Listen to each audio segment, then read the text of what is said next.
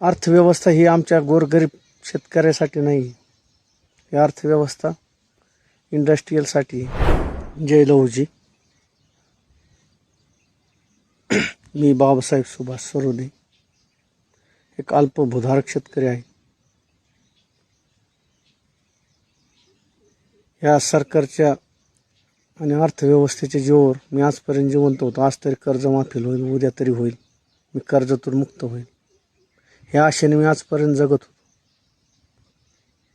दोनदा भाजप सरकार आलं, फडणवीस साहेब दोनदा मुख्यमंत्री झाले. शेतकऱ्याचं काही त्यांनी बोलल्याप्रमाणे कर्जमाफी केली नाही आणि माझी आज आशा संपलेली आहे, कर्जमाफी होईल अशी. ज्या पद्धतीने लोकशाहीर अण्णाभाऊ साठे सांगून गेले, धर्मांधाने अधिक छळले, धनवंताने अधिक छळले, धर्मांधाने अधिक पिळले, चोर झाले साप.